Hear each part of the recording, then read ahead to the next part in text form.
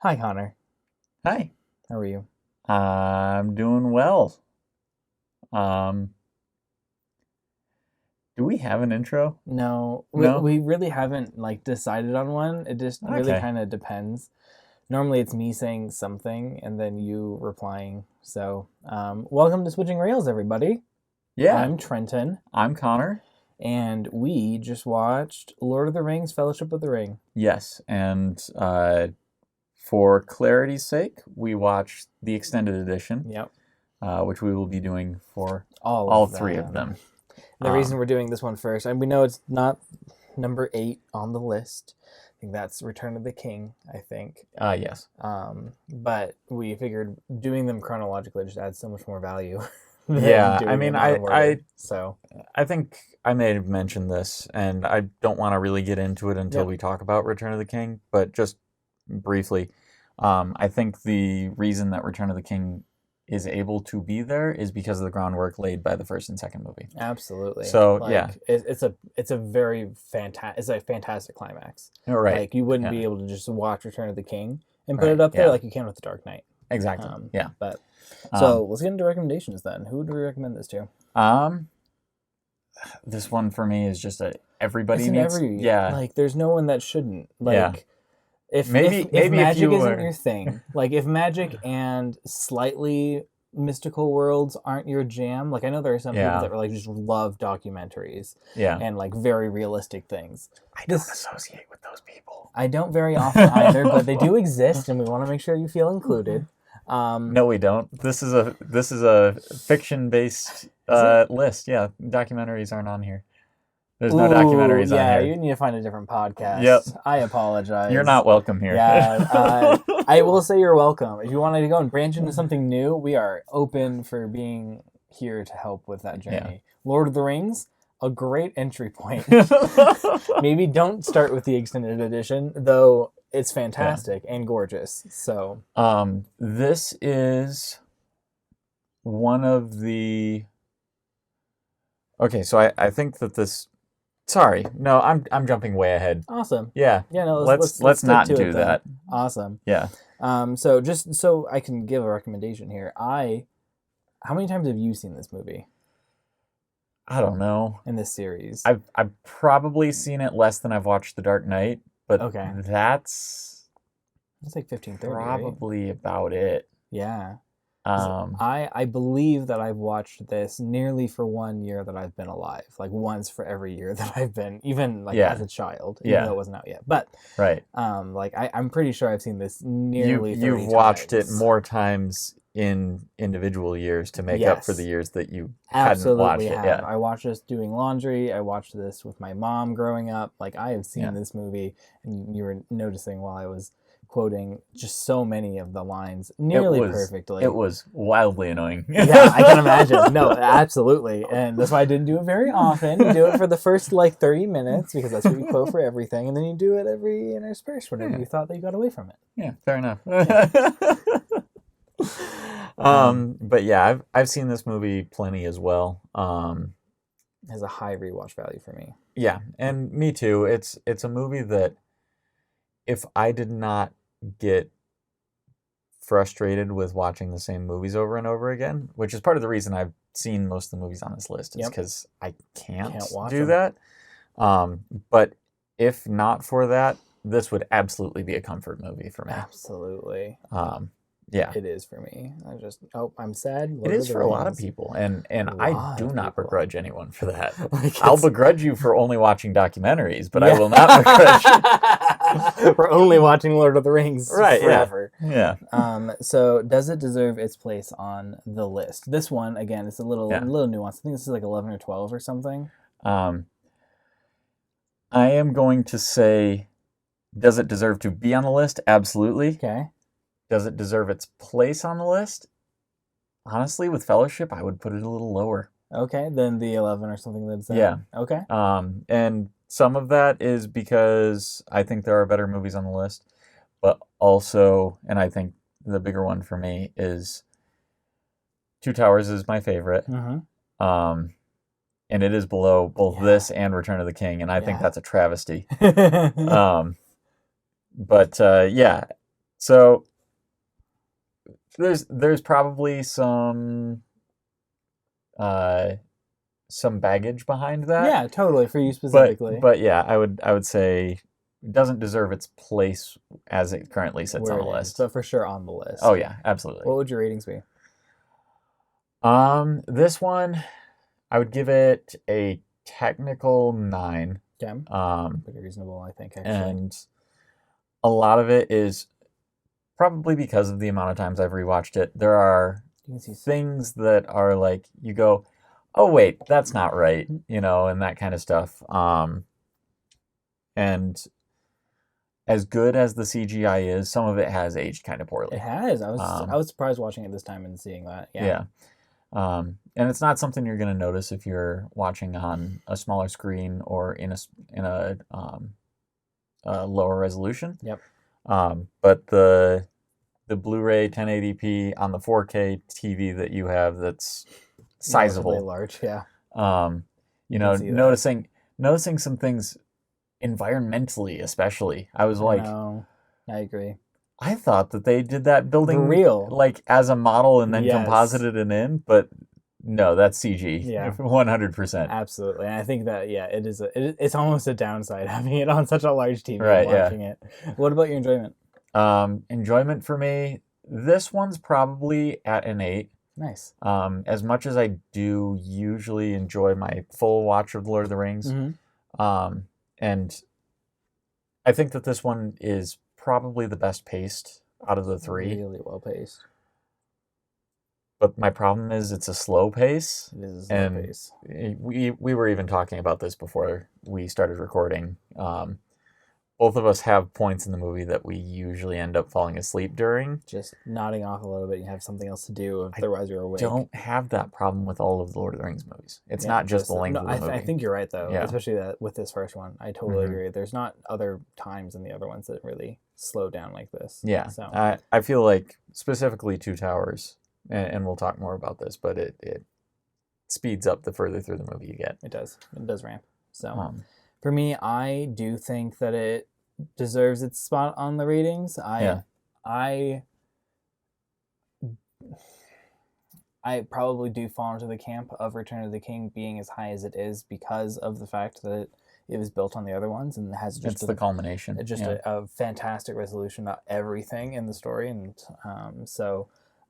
Two Towers, I don't know that I totally agree with it being below Fellowship of the Ring. I feel like it almost was it should have been like descending, like 3, 2, 1. But I do feel like around its area right here, it totally deserves where it is. Yeah. It for sure is top 20 of like all time. I put this above 12 Angry Men. Like that's fair. There's I wouldn't put it above Schindler's List though. Yeah. Like that was just masterfully done. So I have a pretty solid also 9.5 for technical, but I'm at a 9.5, almost 10 for enjoyment. Okay. It carries me through the entire time, even if it like is a little slower at points. Like I enjoy the experience. One thing that I noticed watching this time is this first movie has incredible atmosphere. Yeah. Like probably the best in the entire series. The scenes with Saruman specifically, I was like, I didn't realize how good the set dressing and lighting was, and like inside Orthanc, and like that, and the scene where Gandalf is doing all of his like reading and all that kind of stuff. Oh, the library. Yeah, so good. Like just the amount of time and effort that went into making those kind of scenes just perfect. Absolutely. And it absolutely shows. Yeah. And it's, I bring those ones up not necessarily because of, being perfect scenes, but because they are just such small parts of the movie. That it's really incredible that they would put that level of effort into such a small piece of it. Absolutely. Yeah. I completely agree. So this is where spoilers are going to be starting to get a little more heavy. If you enjoy what we do here, please go like, comment, subscribe, send it to your friends. We would love all of your friends to know about what we do here. Also, give us feedback. Yep. So summary. I've been looking forward to trying to create a summary for this for someone that has never watched Lord of the Rings and doesn't know what it is. Like that's spooky to me, and I'm excited. Yes. So I'm gonna give it a shot unless you'd like to. Give it a shot. We've already established that I am terrible at summary. All right. So specifically Fellowship of the Ring. We're not gonna go over all of the Lord of the Rings as a summary. So Fellowship of the Ring follows the journey of a halfling, which is a half elf, half human, and Not in Lord of the Rings, it isn't. yeah, it is. I thought they were. No, they're not half elf, half human. Are they half? They're their own There's thing. half things. Okay, well, Yeah. halfling, which is a short human. They're very, very cute. So it follows the Sorry, story. I interrupted No, your you're all summary. fine. You're all good. So, but you're right. It is a factually incorrect statement. So, very cute, short humans that generally live their life in peace and quiet. Then the primary character, Frodo, gets an heirloom from their guardian, the kind of uncle, but he really adopted him into the family. And this heirloom happens to be the most powerful artifact in the world currently. So that's nice. It's a ring. The ring allows you to control the other rings that were made by this deep, I say, dark lord of, he's a very, very, very good artificer. He makes very, very good jewelry, but the jewelry corrupts you over time. It also allows you to have very, very good power. So You're summarizing like I did last week. Was it last week or was it the week before? It was last week. Okay. No, it totally is. Anyway, yeah, I feel like you're right. So we follow the journey of Frodo taking this ring to some very, very knowledgeable human beings and also elves and also dwarves that say, hey, we need to go and destroy this. They make a fellowship of people to go and destroy this ring in a mountain called Mount Doom. But anyway, and during this whole thing, lots of chaos ensues. They fight a demon. One of their friends dies. Another of their friends dies. They go and see a very pretty elf lady. And then they split ways into like 2 or 3 different sections because you can't keep a party of 9 going for very long. I say as a DM. Yep. So, Frodo is a hobbit. Frodo's a hobbit. Hobbits are halflings. Yes. Which, if you don't know what that is, look it up. Sauron is a dark evil lord that creates an evil ring a long time ago. It falls into Frodo's hands. Frodo has to go destroy it and collect some friends along the way. Yeah. Good job. That was really good. Okay, I feel like then it has to be like the person that is actually the least attached to it. I don't know. Going forward, potentially. That was good. I'm less attached to the movies, but like this story is still really important to me as far as like what I grew up with. And, you know, I was thinking about this earlier as far as like the scale of Lord of the Rings fans from like Tolkien scholars, which are an actual they very thing. much exist.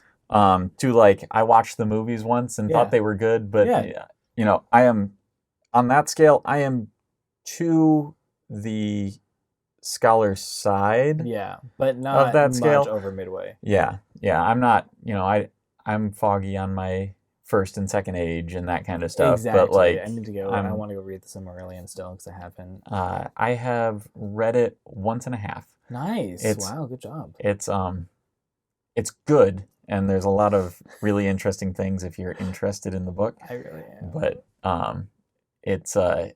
it's not a captivating read like the other ones are. I've heard. It's a documentary. Yes. A fiction documentary. Awesome. But yeah, so I don't know. Where would you put yourself on that scale? So I adore the movies, and so I haven't gone and done as much research into the other things. I like watching Tolkien movies about his life. That's kind of fun. Oh, okay. And so I'm probably like either just to the right of the midpoint, quote unquote, which is closer to the farther away from being a scholar. Yeah. But in certain areas, I feel like I have more knowledge than not. I would say maybe the summary.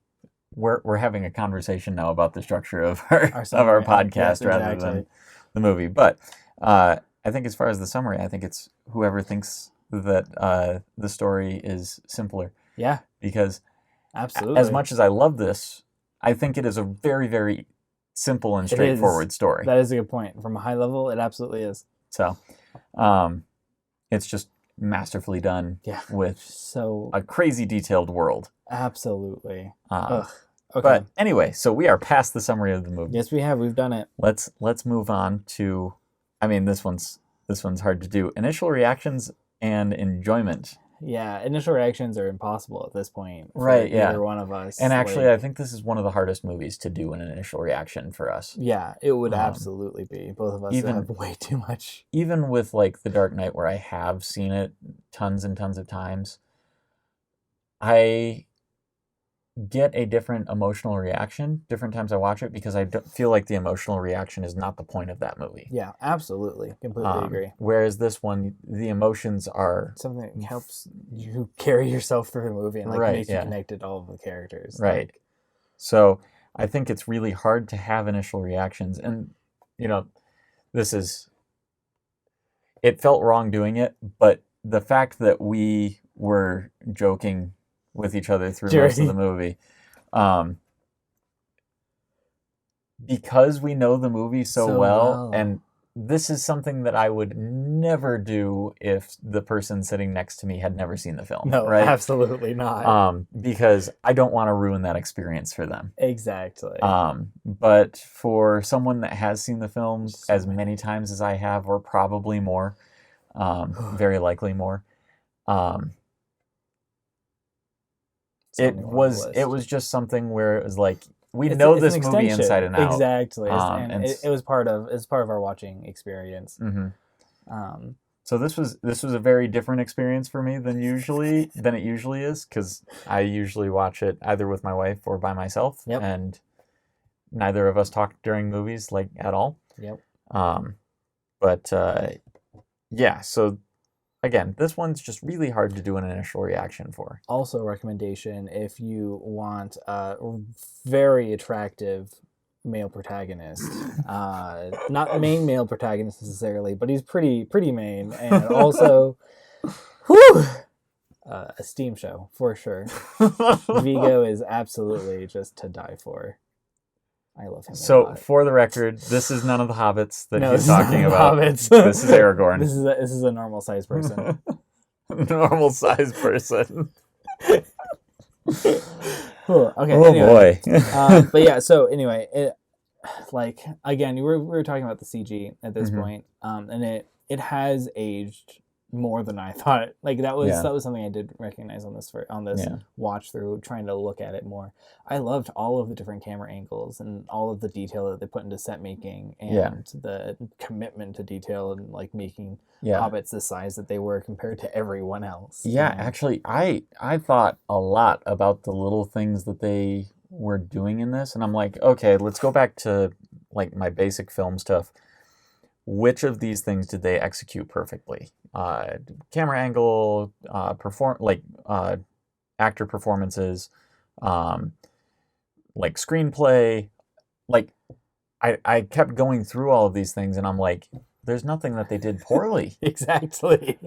Their sound design is on point. Their lighting is on point. Their every single thing is just flawlessly executed. Yes.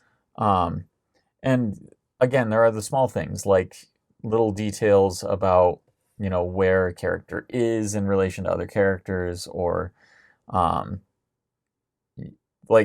Gimli destroying his axe on the ring and then immediately having another one. Yeah, exactly. Having another axe. That feels very Gimli. It does. As you go through. It does, but there is no indication at all that he has another one there. There's always the whole splitting horn conundrum. Yes. I actually watched this time, and I'm like, oh, the arrow misses the horn. It's nearly impossible for it to hit, and then also to cut in the way that it does, because it almost feels like it cuts from the inside. Yeah. And anyway. Yeah, but a lot of these little things that we notice on our... small, because we have to. it's 40 times in, 20 to 40 times in watching this movie. There's not a way to avoid that. Yeah. So yeah, it is difficult to avoid seeing those things, and it might be something that people catch on the first watch. I don't know, because I haven't experienced someone that has watched this for the first time. First time I saw it was in elementary school. Absolutely, so same here. Like, I was a small child. Yeah, when I saw it in 5th grade, but like I did not have a keen eye for film when I was in 5th grade. Actually, this one might have been 4th.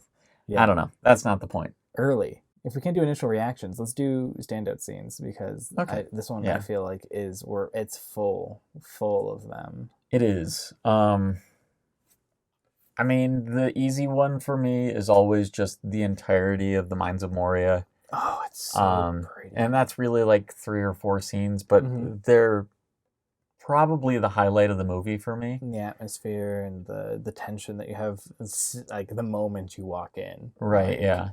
Emily talking about how this is a great place where you see dead bodies on the ground. You're right, like, oh, okay. And I think that it's something that is... I've been going through the Writing Excuses podcast, listening to their elemental genres, where they talk about taking different elements of certain genres to mix them into your story for a fresh take. It's kind of hard to explain exactly what that means, but this one I found a lot of elements of horror, specifically in the Mines of Moria, because it is, like, this isn't a horror movie by any means, but you get things like the monsters that are coming through, and the almost like palpable dread when the Balrog's approaching, and just all of these different things that just make you like feel that, like, I can't think of another word for it, but just that dread that something is going to happen to these characters. And then it happens. Yes, and then it happens. Like, something that does happen. Yeah, and I think it's a very good payoff. Like, it does a really, really good job. And even that is paced really well. Like, there's the alarm, we have to get into the caves because the Watcher in the Water shows up. Yep. Now we're stuck here. Oh no, what do we do? Well, the only way we can go is forward. And then as we go forward, we start to get kind of lulled into a sense of security, and then everything starts. Yeah. Fool of a took. Fool of a took. But and then it ramps up until we're out. Yep. And so I very sad. Yeah. And I think it just does. The Mines of Moria is the perfect part of this film for me. That makes total sense, and I don't think I could argue very much differently there. But my favorite, like, just scene individually is when the Ringwraiths go and attempt to murder all of the halflings while they're sleeping in the Prancing Pony. Oh, yes. And there are still so many times, even still, that I will have to force myself to remember what happens here, because they pan between the image of, like, seemingly a room with hobbits sleeping in it to the faces of the hobbits as they are sleeping in bed to them being stabbed, and how they time the stabbing with, like, Sam waking up and being like, oh wow, he got stabbed, he's dead now. It's just, to me, just so well done, and it keeps you in suspense for a hot sec, and it shows you exactly how merciless the Ringwraiths are. And how smart Strider is. And this is another scene that I'm with you there. Absolutely. Like, it's really hard for me to watch that and not think, oh, this is the same room. Which I don't know if that's a lighting thing or what's going on. They got the lighting in both of them, like, basically perfectly. Because and the angles, you can't see any distinguishable features. Like, I've seen some cross-cutting where the film language is a little blurry like that. And it never works as effectively as this. Not nearly as well. I have too. But even for, like, a veteran watcher, you're like, This is hard to not believe that they're not in the same and again, place. I would like to reiterate, we are watching this for the umpteenth time. Umpteenth time. Like, it's insane. They kill all the music there, too. Like, the music is a constant accompaniment through basically the entire movie. Yeah. And they kill it there whenever... And you get the sense of them being It is the sneaky. secret. It is, the secret member of the Fellowship. Yes, yeah. Exactly. It is, absolutely. And it's gone. At this point, the entire time you're like, well, it cuts out right before they. You're right, because they're walking in and then go into the room and it's quiet. Yeah. You can tell exactly how quiet the ring wraiths are. Like, they are not loud. They will kill you. It's very, very good. It's so good. I would watch the movie for that scene. Like, it's just like it just builds so nicely. But you also get a whole bonus movie on top of that scene. On top of it as well. Like, there's so much more movie after it. And watching through this time, I'm actually just really happy with how long we stay in the Shire. Yeah, it's calming. As I've gotten older and read more fantasy and that kind of stuff, I just really appreciate hanging out at the place where things always start. And I feel like with the extended editions, while there is a lot of bloat in all three of these films in the extended editions, not that I would ever take it out, right? Yeah, like each of them, I'm like, no, this is totally worth the time. I can't identify what's bloated at this point. So if I watch theatrical, I would feel like I'm missing part of the movie. So I grew up with theatrical and then switched to extended when I was older. My mom only ever showed me theatrical. I think once or twice we watched. Oh, sorry. Mom only ever showed me extended. I think once or twice we may have accidentally put in theatrical and then stopped it to put in the extended. It's still a really good experience. Sure we'll have to do it as a bonus episode at some point, and I can go and complain. Let's do it in a while. Yeah, we're going to be watching a lot of the Lord of the Rings stuff. Yeah, in a few years, it'll be a hot sec. But yeah, with the extended editions, despite the fact that I feel like there's a lot of bloat in here, I feel like we get the right amount of time in the Shire. And the only reason that part is as satisfying as it is because we know that there's this whole... just absolutely crushing. Right, yeah. Yeah, it is a series of trials. And he doesn't come back. Right, like, truly. Like, you see the Shire again at the end of the movie. Sorry for spoilers. Yeah. If you haven't seen Return of the King, he comes back. He comes back. He does live. But you don't get the same vibe. They do a really, really good job. Like, Sam gets it kind of. A little bit, but Frodo can't. The time you spend in the Shire at the beginning of the movie is the only time you have in the Shire. Well, and this is the hero's journey, right? Yeah. And so it's a little different with Lord of the Rings. It's not following it beat for beat like it is with Star Wars or anything. Yeah. Yep. But with this one, like, you can see the call to adventure all the way through accepting the call or rejecting the call, accepting the call, the switch over into the special world or into the new world, the crossing of the threshold. Yep.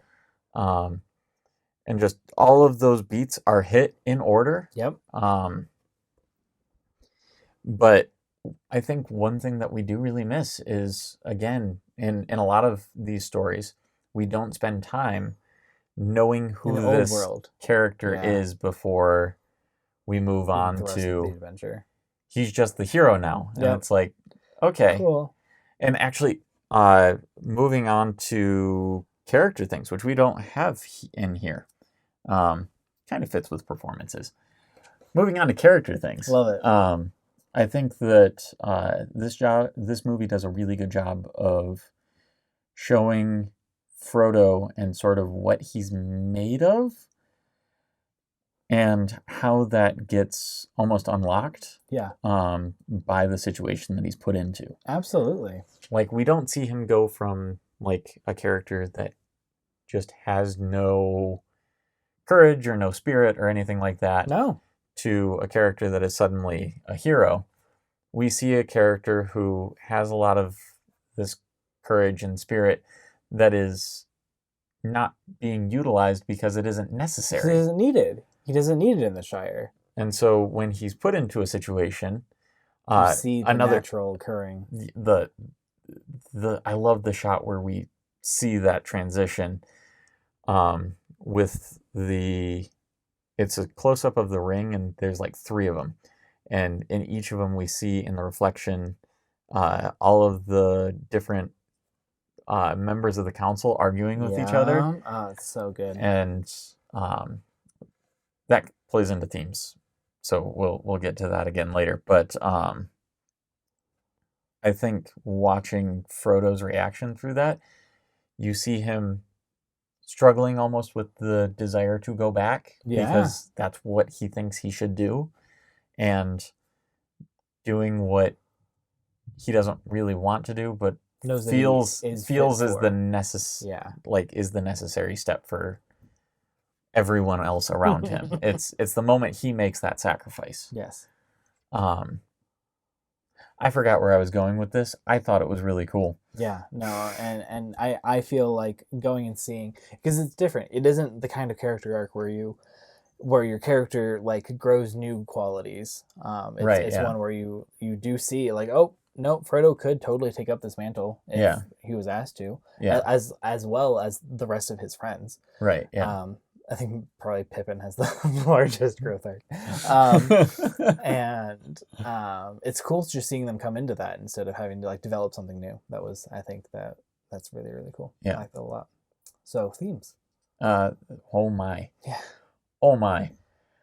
So this one's going to be difficult to talk about without talking about the other 2 movies as well. Exactly. Pretty much spoilers for Lord of the Rings. Yeah.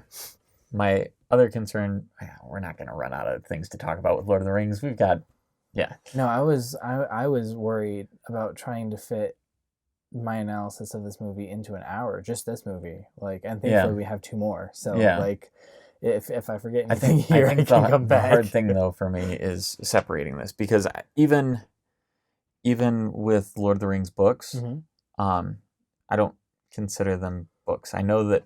Yeah. Knowing that Tolkien wanted to publish them as one, I have always respected them as one book. Exactly. And so these movies, I generally respect them as one 12-hour movie. Yeah, that's reasonable. We didn't do that today. No, we didn't. And it would do that sometime. It would be fun. Unreasonable for us to try to do it on a Wednesday like we do. We're not going to do that, but we should do it at some point in the future. Yeah. When we are just making so much money from this podcast. Oh, it's gonna be we're great. never going to be making money from this podcast. I'm a business major. We do this podcast because it's fun. And because it could make money. Okay. Just kidding. It's also because it's fun. So, themes. What are the ones you see?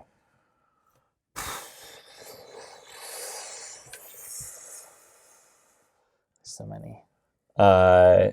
I would say a big one for this movie particularly is hope in the face of dire circumstances. Like exceptionally dire circumstances. And we see it in other ones in the series as well. Yeah. But this one, it feels like the hopelessness is coming from the characters in a very real way. Mm-hmm. Whereas it's not just, oh no, all of our characters are in hopeless circumstances. It's no, they feel hopeless. Yes. Right? When Gandalf falls at Khazad-dûm, you can see the way that that's affecting the hobbits. And you can see the way that that's affecting Frodo specifically. When Boromir even dies at the end of the film, he is talking about how there's no hope left for men. Yeah. And just this theme of the world is going to collapse in on us, and there's nothing we Elrond can do. As well. Like, hey, the elves are leaving. You can't trust dwarves. And then just leaves out men, like as a concept. there is no hope. Right, yeah. Like, and the idea that despite us seeing this from characters over and over and over again, there is still like real hope that keeps working its way into the world. Mm-hmm. And the big one is what we have a flashback to at the end of this film. It's the only flashback, I think, in the entirety of The Lord of the Rings. It might be. There is a vocal flashback at one point in the second movie, but that's it. Yeah. I think there's also one in the third for some reason. I could be wrong. I think there's only one in the second, personally. We'll see. But even then, this is the only one I know that does a vocal flashback along with, like, it puts us back in the scene. And it's when Gandalf says to Frodo,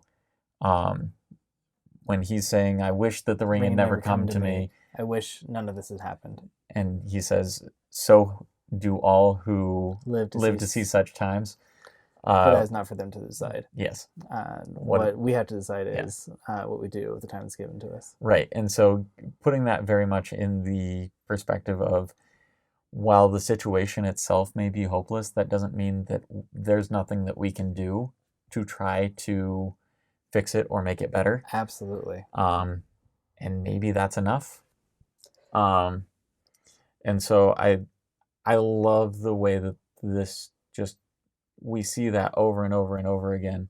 I think even at one point Legolas is not a very hopeless character. No, but near the end. Yeah, he talks about, I think it was something to do with the hobbits. I just remember realizing on this one. Stolen, like very around the same time Gimli says, then, it was all for naught then, because the hobbits are gone and he's gone and we're all sad. Yeah. So it's again, we keep being put in this situation where the characters feel like there's nothing that they can do, and yet they keep pushing forward. Exactly. And it's just such a good, hopeful message. A lot of that, like, revolution is, or like a lot of that revolves around Aragorn, because Frodo even gets that from Aragorn when he's about to leave. Like when Aragorn's like, hey, I would have followed you into the fires of Mount Doom. Like, you need to go and do this because I understand. I feel like that's the hint of the strength that is alluded to throughout the movie of Aragorn's strength is that understanding and persistence to say, hey, this is a dire circumstance. Right, yeah. You don't need to do anything about it, but you have the opportunity to. Well, it is what the big difference is between Aragorn and Boromir, right? Like, as the two humans that are traveling with this party, you have the one that doesn't believe that they can win without using the ring against the enemy, despite knowing that it's an evil thing. Yep. And the one that understands that we have to hope that they can at least hold off the enemy until we can destroy this, because it's what's more important. And destroying evil is more important than saving a city. Yes. Taravangian.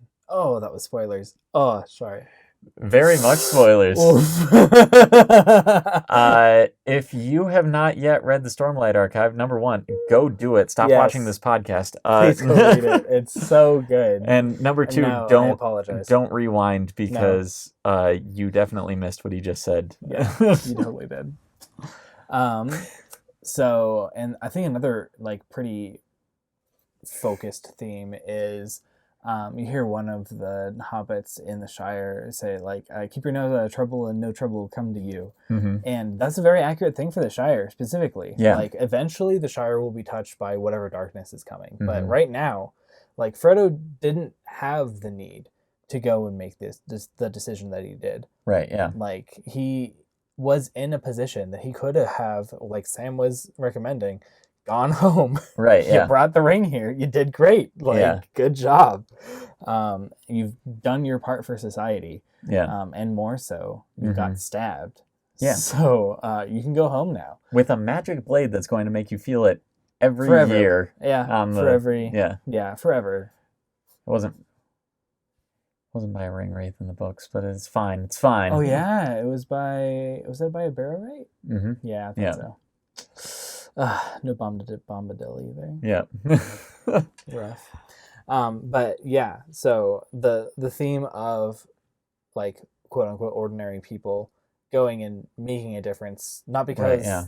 their livelihood or anything is at stake, but because they felt it was the right thing to do. Is Yeah. I feel also pretty pivotal here. Yeah.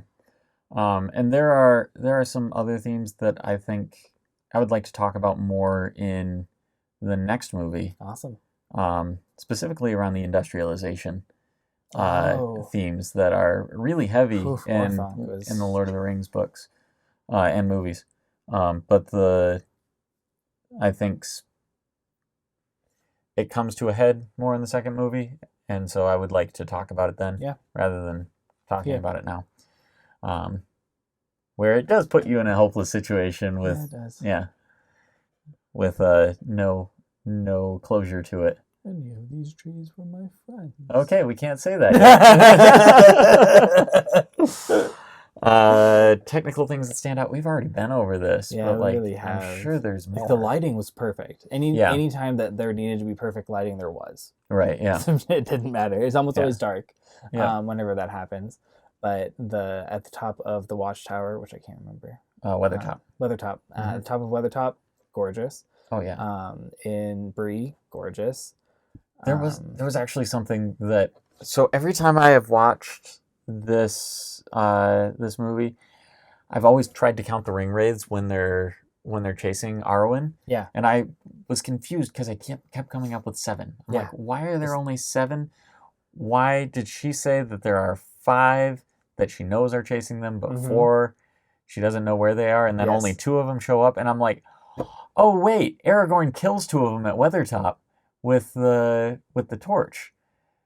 So that would be why there's only 7. They come back, but they're not that fast. No, that's true. Right? That's like they can't just show up wherever. They have to go. Interesting. They have capture the flag rules where they have to go back to base. Go back to base. Come back. Though, if there were still 5, because there are only 5 at Weathertop. There are only 5 at Weathertop. He kills 2 of them. And if 5 are following, and then the other 4 show up. So he's actually down to 3. For sure. Yeah. But see, that is still weird though, because Arwen does still say that 5 are following you. That she knows of. Exactly. Aragorn just doesn't tell her that he already off 2 of them. I wonder, because you're right, there is always only 7 whenever you watch that, and that has to be the explanation, but I don't like it. These are literal corporeal beings that are scared of fire for sure, but aren't going to get taken down by fire. I mean, Barad-dûr is how many thousands of miles away? It's going to take forever to get back here. Well, yeah, exactly. That's the problem, right? It's going to take them forever to get back. Yeah. And they don't get their upgraded steeds until the second movie. Second movie, yeah. Yeah. The Fell Beasts. The Fell Beasts. Oh, is that what they're called? Yeah. Because at some points it feels like they also call them Nazgul. But anyway, we'll talk about that later. Yeah. So technical things, yeah. It's nearly everything in here is wonderful. There's a couple weird scenes where you get really close face shots of Galadriel or Gandalf. Yeah. But honestly, those have felt weird to me before, but on other times they just kind of feel like they add to the atmosphere. And so I'm like I feel like it's just a like artistic choice that I sometimes works for me and other days doesn't. It gives you that weird eerie feeling. Yeah. But it does almost always convey the sense that these are very, very powerful beings. Yes. Right? Absolutely. It makes Galadriel and Gandalf both feel more than human. Yes. And not just magical humans, but like actually more than human, which is what they are. Exactly. Yeah. So, next episode's film is Two Towers. Two Towers. Have you seen that one? I have, once or twice. Okay. I'm pretty sure that's the one where they have the face guard deep or something. That's a bad joke. It's a bad joke and you should feel bad. It's called Helm's Deep for anyone that didn't get the joke. We need to end this. Yeah, I think so. How do we end this?